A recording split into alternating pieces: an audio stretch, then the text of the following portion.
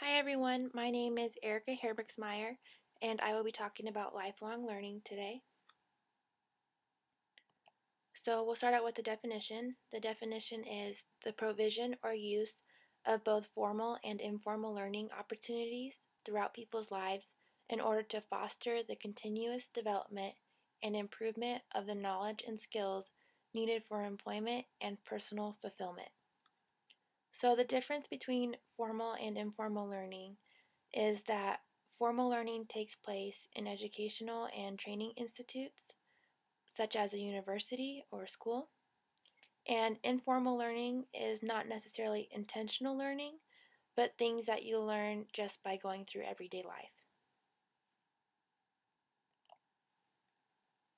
Okay, so the first 5 years of life are crucial for development. About 85% of the brain is developed by age 5, and these first 5 years build the foundation for continuous learning throughout life. There was a study done with young children, and about 90 to 100% of children who have 6 or more risk factors by age 3 can suffer from developmental, cognitive, and social delays. These risk factors include living in poverty, neglect, abuse, parental substance abuse, and more. These children are also 3 times more likely to develop heart disease in their 50s and 60s. And the first 5 years of life are not just crucial for mental health, but physical health as well. Okay, Americans are living longer. Compared to 100 years ago, we're living about 30 years longer, but the goal is to make these years enjoyable. So, 3 key things to aging are maintaining cognitive and physical health, staying engaged with life. So, this is important for elderly to keep in contact with family members and friends and still engage in life, and of course, avoiding diseases.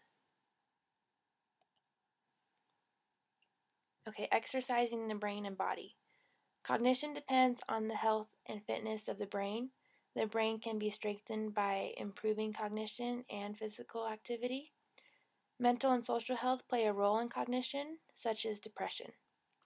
So, the key thing to this is both physical and cognitive stimulus seem to be able to reduce and sometimes even reverse the effects of aging on the brain.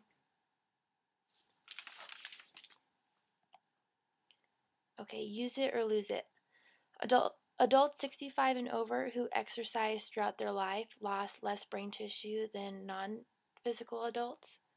So we have a picture here of 2 brains, a healthy human brain on the left and a 90-year-old brain on the right, which is only about 2/3 the size of the young healthy brain.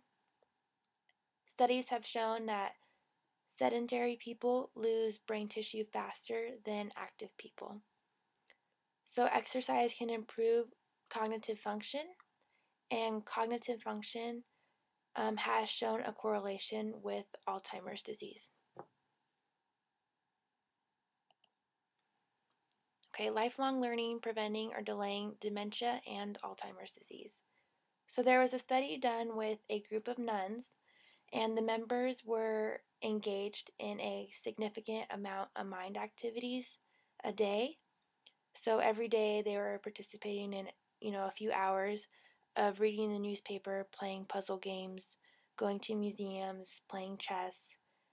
And this group had a 47% less chance of developing Alzheimer's than people who did not challenge their minds.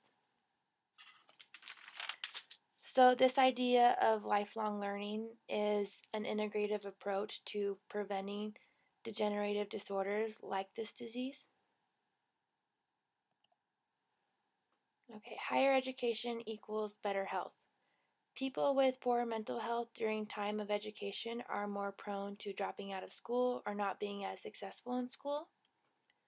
Your qualifications lead to positive outcomes.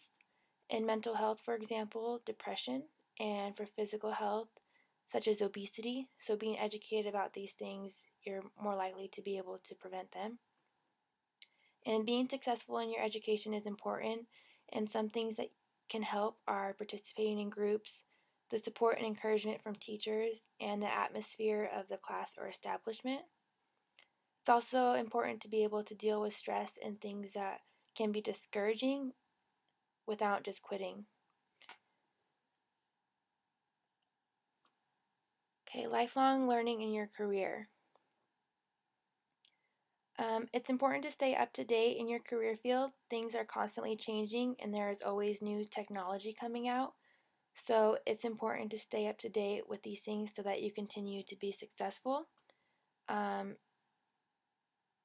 if you're not up to date on these things, then clients or patients might be going to different clinics with the newest technology and the newest news in health. So it's important to be up to date with these things so that you can remain successful in your field. So some characteristics of lifelong learning is innovation, being able to introduce new ideas to your career field.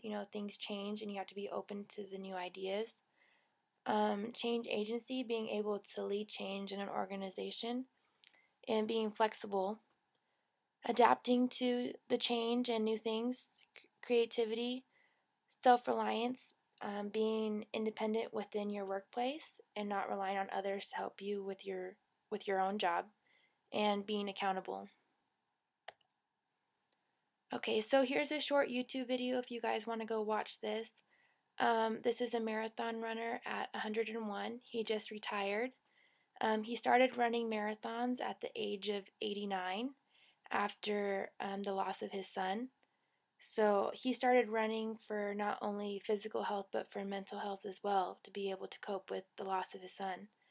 And so this is a little inspirational video. It's never too late to start. Okay, so for my questions, do you think it should be required for all healthcare professionals to continue their education?